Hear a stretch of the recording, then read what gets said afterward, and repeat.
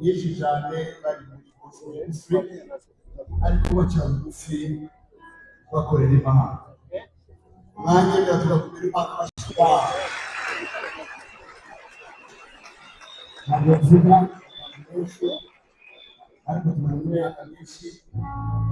myinshi reka tuganire nubwo bazi ari batoya bakorera Imana bayize Chance yarangije bachelors mu mategeko, Ben yarangije bachelors mu buhinzi agriculture, ariko izo mpano zabo nuko muri ibintu yabivugaga babwira Imana ngo turabyemeye gukora.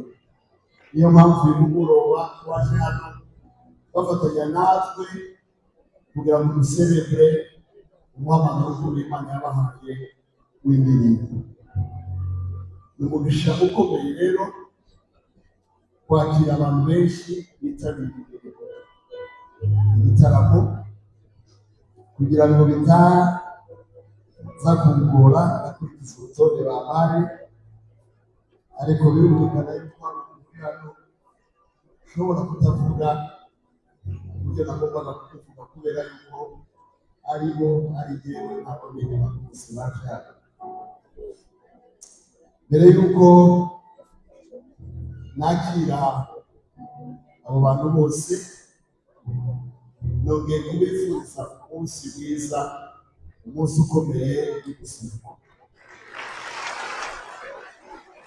Ibintu byawe byari bihanze kuri Sarizure kuri munsi mwiza. Ni umunsi ukomeye. Umuntu yagiye kuvuga ubutumwa mu Buhinde ari umusore imyaka 5 atarabona umuntu n'umwe yari kubwira abasore muri Amerika.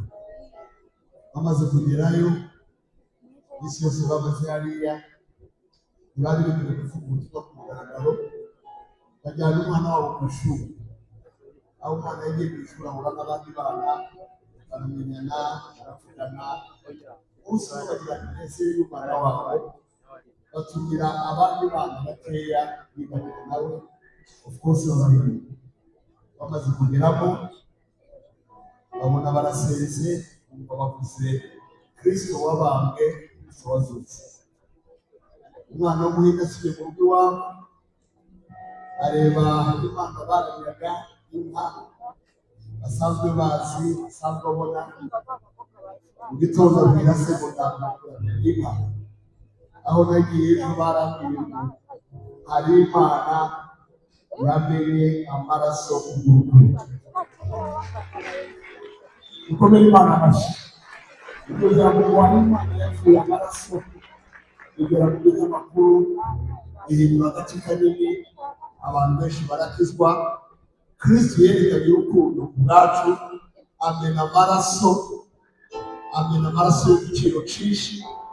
Urukundo mu gikorwa rwagaragaye mu munsi y'itanu niko rwaduhuje hano. Reka Chance rero niko batuzanyemo urukundo rw'Imana n'agakiza. Hari abantu bagaciro mu buzima bwabo baza guheraho. Ndabanza gusaba abantu bose muri Foursquare babashumba bari hano bariho navuga abandi benshi cyane ko bahaguruka tukabakira mu izina rya Ben Chance. Abashumba baba bari hano muri Foursquare bahaguruke, ndetse n'abari mu rwego rwa polisi n'inzego z'ubuyobozi za Foursquare ku rwego rw'igihugu bose bahaguruke. Ndabona abadotaje bose bahaguruke dushimire Imana kandi kuba baje kwifashanya n'Imana. Banakire rero n'abashumba n'abayekasi n'abantu bakora muri bodi ya Foursquare bashobora kuja hasi. Abo nibo yampaye kwakira mbere y'abandi. Birumvikana yuko hari uwo mwacu uri hariya namubonye, ariko cyane cyane twateguye n'abandi. Turi kumwe n'ababyeyi Babeli Mucyo na Madame aho benshi bahaguruke. Reka dukomere Imana amashyi ubwawe. Twishimiye kubakira muri iki gitaramo cyiza cyo kuramya Imana. mba nkaho uri kureba ishati y'umukara nta mukobwa ubonye usohotse wabyeyi na chance bobe barebe mu bukwe bwabo bakahaguruke amapasi ashigeni abana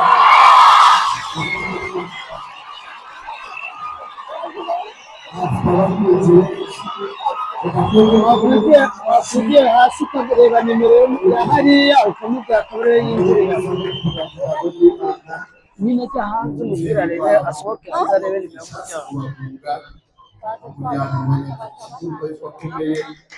muri gahunda z'imibereho yabo. Reka bagira abandi bakozi b'Imana turi kumwe na Apostle Sosthene na Madame bahaguruke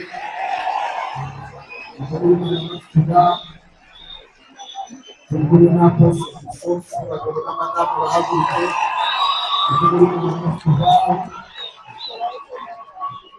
turi kumwe na Pastor Ngoga amaze kuririmba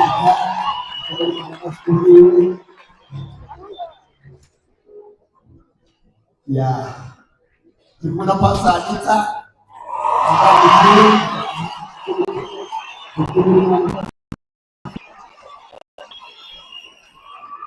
aho tugeze rero aho arifite ku rutonde nabo narebaga ni abangaba bashobora kuba n'ababona hafi. Reka nakire abashumba bose baje muri iyi leta, abashumba bose bari hano abo navuye kubona aho mwaba mwicaye mwese muhaguruke dushimire Imana ku bwanyu. Abashumba bose ndashaka kubona abashumba bose bahagurutse. Wawe reka dukomere Imana amashyi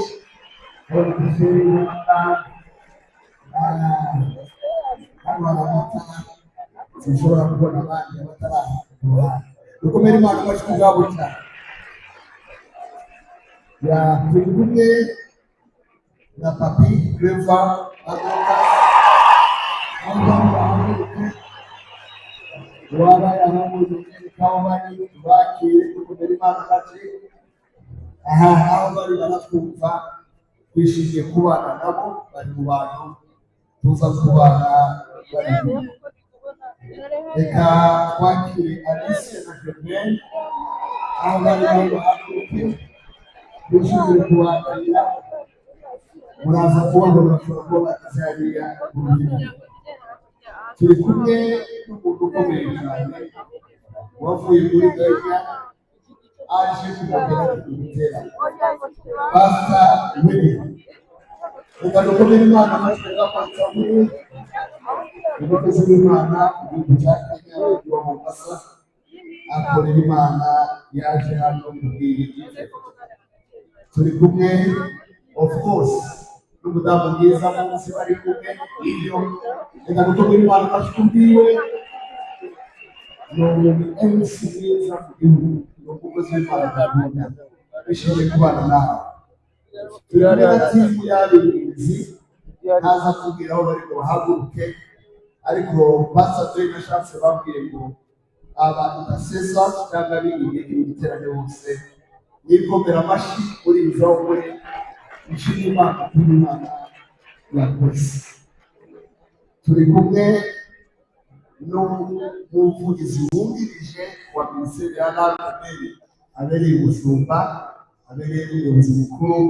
Reka sabe Binyambahari ahaguruke tumwakire. Dukomere Imana amashyi n'amagambo bahagurukane. Dukomere Imana amashyi kubwabo. Reka abanyamuryango baza aho bari bakomere Imana amashyi.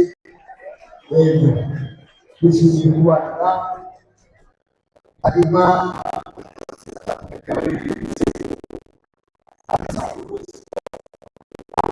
all gospel ni urubuga runini ruhuza abahanzi abaririmbyi n'abakorera Imana mu buryo butandukanye, aho bari bose bazamura ibiganza tubakire.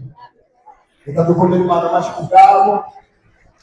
Twakiriye abandi ministries na services zitandukanye, twakiriye abakozi b'Imana bakora ku buryo bunyuranye. Hari abo tutashoboye kuvuga birumvikana mu cyubahiro cyabo, kwakira abanyamakuru na Scovia, reka abanyamakuru n'abandi bose bazamuye abantu bagiye ndabona telefone ukomeye kurawuba mwamamaza kandi gusakaza ubutumwa bwiza mu buryo bumwe cyangwa ubundi. Wakiriye abayobozi muze zitandukanye mu gihugu cyacu, bitari ngombwa yuko tubavuga mu matayi yose n'amakonti zanyu, ariko ibyo gukora turabishima cyane. Twishimiye kuba muri mugira umutekano, igihugu kivugwa n'Imana, igihugu kiramukwa neza. Reka dukomere Imana amashyi twishimira natwe turabona yakoze umurimo ukomeye wo gutegura. Dukomere Imana amashyi bwabo. Murakoze MCs basubije umwanya.